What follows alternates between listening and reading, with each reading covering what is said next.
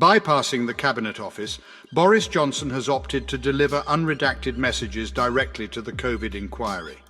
The COVID inquiry will be receiving all available WhatsApp messages and diaries that Boris Johnson has in his possession, as he has chosen to hand them over directly.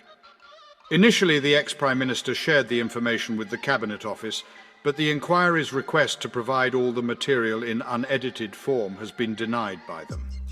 Mr. Johnson's decision on Friday allowed him to bypass the government, which had initiated a legal challenge against the demand for complete disclosure of all documents. The Cabinet Office emphasised that the matter of privacy is a crucial principle at stake in this situation.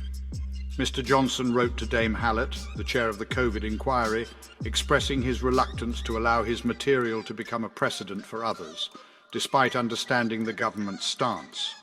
He did, however, express his willingness to have the inquiry review his material. In a statement, Mr. Johnson confirmed that he has submitted unredacted WhatsApps to the Cabinet Office and has requested the department to return his notebooks. Expressing his desire to access any data on his old phone that he was previously denied access to for safety reasons, he stated that he would want to do the same with any material available. In order to ensure the safe handover of the material, he has requested the assistance of the Cabinet Office to activate the device, emphasising that any advice given should be thoroughly tested.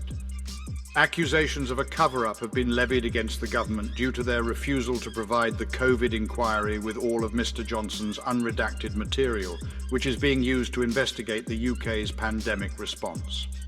Following the Cabinet Office's announcement of a judicial review to challenge Baroness Hallett's legal order that called for the release of certain documents, bereaved families and opposition parties criticised Prime Minister Rishi Sunak for taking an uncommon course of action.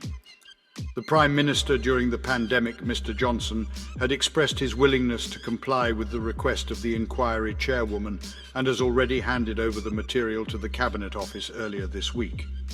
Despite the deadline to submit the requested documents and messages by 4 p.m. yesterday, they maintained their stance that the information being sought by the inquiry is unambiguously irrelevant and pertains to matters that are unrelated to the government's management of COVID.